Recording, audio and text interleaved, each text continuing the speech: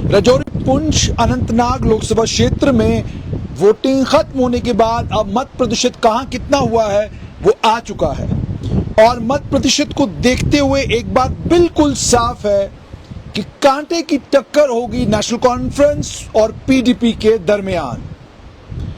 जो ground reports आ रही हैं वो साफ तौर पर यह बता रही हैं कि नेशनल कॉन्फ्रेंस और इंडिया अलायंस ने बहुत मेहनत की और उनके कैडर ने इस बात को इंश्योर किया कि नेशनल कॉन्फ्रेंस के प्रत्याशी मियां अल्ताफ को वोट पड़े। मत प्रतिशत का जहां तक ताल्लुक है, अनंतनाग से 31.21%, अनंतनाग पश्चिम से 34.65%, बुद्धल से 64.91%, उसके बाद डीएच दमाल हांजीपुरा से 55%, देवसर से 41%, डूरू से 45%, कोकरनाग से 50% पोलिंग हुआ है, कुलगाम से 32% के करीब करीब वोट पड़ा है, मेंढर में 65% वोट पड़ा है, नौशेरा में 66% वोट पड़ा है, पहलगाम में 55.63% वोट पड़ा है, पुंछ हवेली में 64.19% वोट पड़ा है, राजौरी में 67.9% वोट पड़ा है। उसके अलावा अनंतनाग पूर्व से 41.94% वोट पड़ा है, बिजबिहाड़ा से 42.40% वोट पड़ा है, सुरनकोट से लगभग 63% के करीब करीब पोलिंग हुई है, थाना मंडी से 65.34% के करीब करीब, उसके बाद जैनपुरा से 39.40%, अनंतनाग राजौरी सीट पर 51.35% के करीब करीब वोट पड़ा है। मतलब साफ तौर पर यह है कि जो ट्रेंड राजौरी पुंछ में देखने को हमेशा से मिला है कि राजौरी पुंछ में भारी बहुमत होता है, जबरदस्त पोलिंग होती है, वही हुआ है। कोई उससे मुख्तलिफ, कोई उससे अलग नहीं हुआ है। अनंतनाग में डेफिनेटली वोट मत प्रतिशत बढ़ा है, वहां पर भी वोट लोगों ने अच्छे खासे नंबर में बाहर निकलकर वोट डाला है। अब होगा क्या? ग्राउंड रिपोर्ट साफ तौर पर यह बताती हैं कि इंडिया अलायंस के प्रत्याशी मियां अल्ताफ को गुज्जर बकरवाल कबीले का वोट, भारी भरकम वोट मिला है। और सिर्फ इतना ही नहीं, बल्कि खबरें यह भी बता रही हैं कि उन जगहों से भी मियां अल्ताफ को वोट पड़ा है जहां पर ट्रेडिशनली नेशनल कॉन्फ्रेंस को वोट नहीं पड़ता था। मगर महबूबा मुफ्ती भी मुकाबले में है, लेकिन ग्राउंड रिपोर्ट्स ये बताती हैं कि महबूबा मुफ्ती की कमजोरी इस पूरे इलाके में रही है कि उनके पास पार्टी स्ट्रक्चर नहीं था। अगर उनके पास पार्टी स्ट्रक्चर होता तो शायद तस्वीर कुछ और होती। जफर इकबाल मनहास का जहां तक ताल्लुक है, वो मुकम्मल तौर पर इस बात पर डिपेंडेंट थे कि क्या भारतीय जनता पार्टी उन्हें वोट दिलवा पाएगी, क्या जम्मू कश्मीर अपनी पार्टी के बड़े नेता उनको वोट दिलवा पाएंगे। खबरें ये बता रही हैं कि सूरत हाल इतनी अच्छी जफर इकबाल मनहास के लिए नहीं है।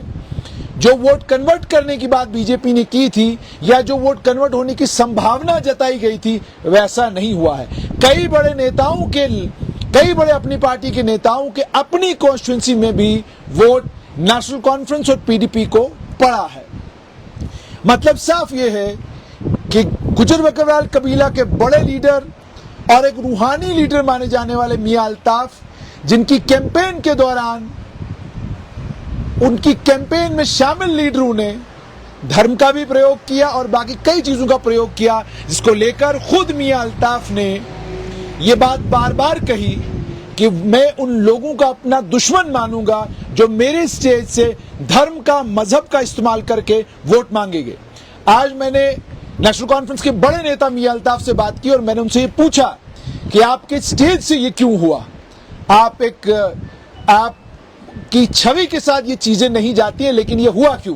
तो उन्होंने कहा जिन भी लोगों ने ये सब कुछ किया उन्हें ये नहीं करना चाहिए था, इसे मैं कतई बर्दाश्त नहीं करता। और उन्होंने ये भी कहा कि मैंने एक रैली में इस पर बड़ी तफसीली बात की और लोगों को मैंने उस रैली में ये कहा कि आपको ये नहीं करना चाहिए, ये ऐसी कोई बात न करें जो धर्म के खिलाफ, या ऐसी कोई बात न करें जिस बात से लोगों के मन पर या उनके मस्तिष्क पर किसी तरह का कोई असर पड़ता हो, यानी लोगों को तकलीफ जिस बात से हो, ऐसी कोई बात न करें।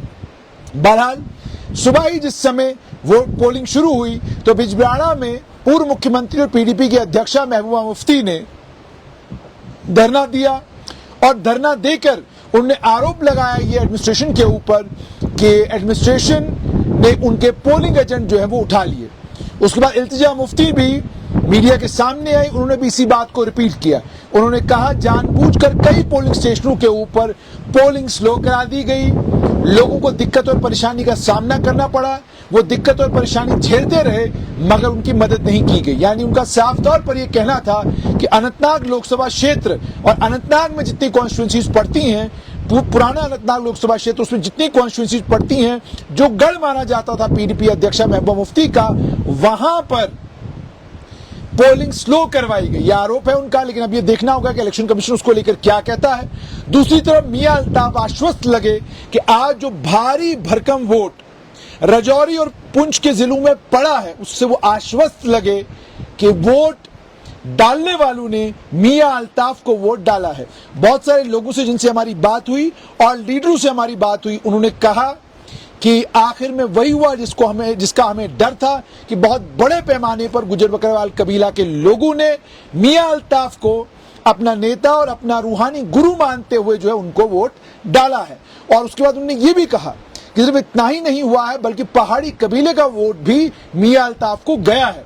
उसमें उन्होंने कई इलाकों के नाम भी लिए जहां पर उन्होंने कहा कि लीडरों ने बड़ी कोशिश की कि जम्मू कश्मीर अपनी पार्टी के नेता, जम्मू कश्मीर अपनी पार्टी के प्रत्याशी जफर इकबाल मनहास को वोट डलवाया जाए, लेकिन लोग जब पोलिंग स्टेशनों पर गए उन्होंने वहां पर क्या किया इसका पता 4 जून 2024 को चलेगा, जिस दिन इन वोटों की गिनती होगी।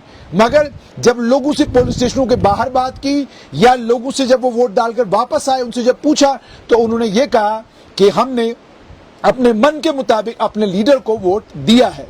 हमने मुगल रोड के ऊपर, चंडीगढ़ में और कई और जगहों पर हमें बहुत सारे गुजर बकरवाल कबीला के लोग मिले जो गाड़ियों में अपनी ढोकों की तरफ वापस जा रहे थे। तो हमने उनसे पूछा कि आप गए थे वोट डालने के लिए? तो उन्होंने कहा जी हमारे लिए गाड़ियां लगवाई गई थी, हम बाज़ाब्ता गए और हमने बाबा जी को वोट डाला। तो मतलब साफ तौर पर उनका इशारा मियां अल्ताफ की तरफ था। तो राजौरी, पुंछ, अनंतनाग लोकसभा क्षेत्र की अगर हम बात करें तो एक बात तो बिल्कुल साफ इस क्षेत्र को लेकर है कि यहां पर नेशनल कॉन्फ्रेंस के नेता मियां अल्ताफ को एज है। 4 जून को जब नतीजे आएंगे तब पता चलेगा कि क्या होगा अंत में, लेकिन फिलहाल यही लग रहा है कि मियां अल्ताफ को इस कॉन्स्टिट्यूंसी में डेफिनेटली उनको एक एज है। आज की के दिन 25 मई 2024 जम्मू कश्मीर में चुनाव संपन्न हो चुका है और पूरे चुनाव में कहीं कोई आतंकवादी दुर्घटना नहीं हुई, किसी भी जगह आतंकवादी चुनाव को डिस्टर्ब करने में कामयाब नहीं हुए।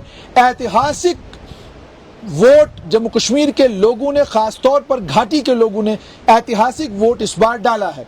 अब इन 5 लोकसभा कॉन्स्टिट्यूंसियों में 6 लोकसभा कॉन्स्टिट्यूंसी लद्दाख की भी है, वहां जो वोट हो चुका है, क्या होगा इसमें, ये बड़ा इंटरेस्टिंग है।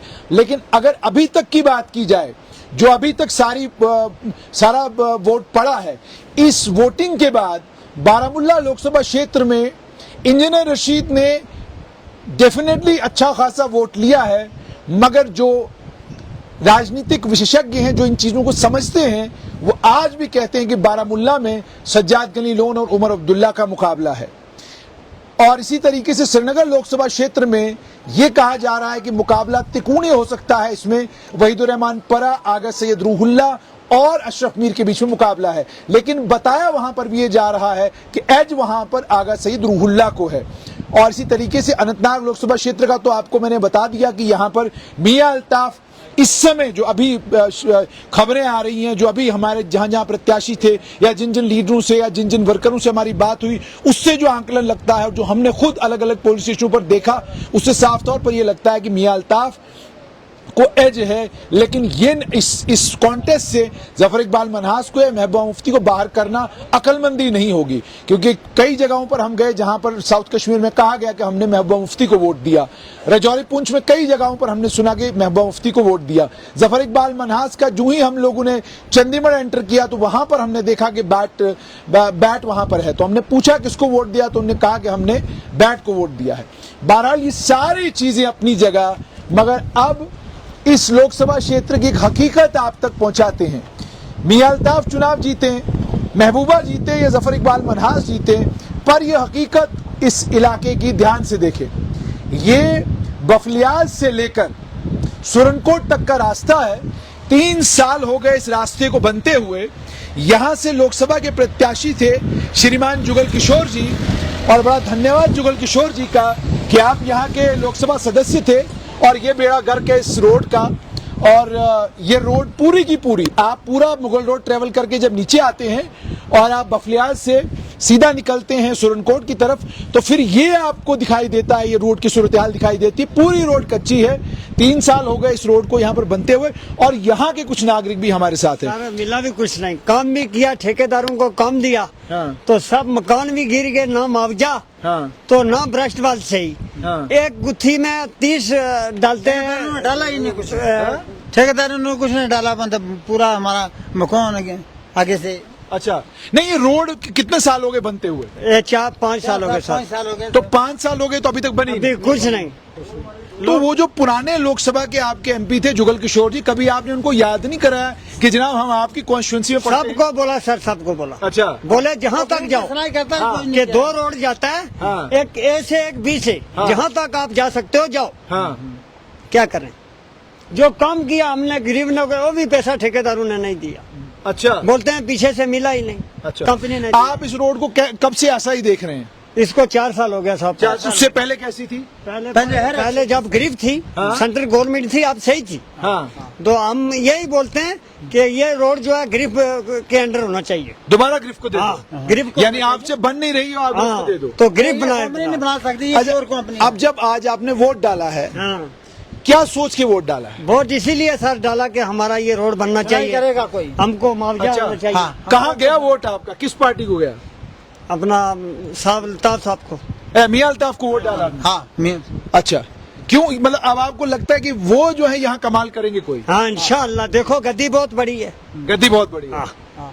कोई इंसाफ तो करेंगे अच्छा, गरीबों के साथ। तो आपको लगता है कि आप उनको याद कराएंगे 4 जून के बाद हर दिन इंशाअल्लाह। कि मियां साहब आपने तब कहा था कि भाई मुझे वोट दोगे तो यूं होगा तो वो होगा, वो आप याद कराते रहोगे? कराए रहेंगे पक्का? इंशाअल्लाह। अच्छा, यानी आपको उम्मीद है? उम्मीद है जो। अच्छा, तो मुझे ये बताइएगा इस इलाके का वोट कितना, कोई अंदाजा है आपको? इसका तो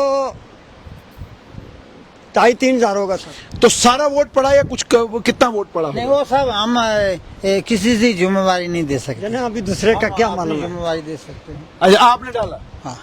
ये लिख लीजिए, सुन लीजिए, यही मैंने आपको कहा कि कहीं पर भी आप जाते हैं तो यही आप लोगों से सुनते हैं।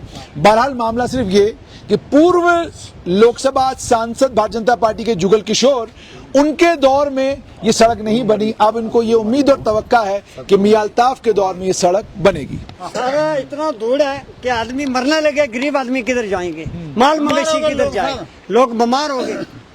तो इसलिए भाई प्लीज हम लोग यही कहते हैं कि रोड होना चाहिए गरीब के अंडर, सेंट्रल गवर्नमेंट बनाए।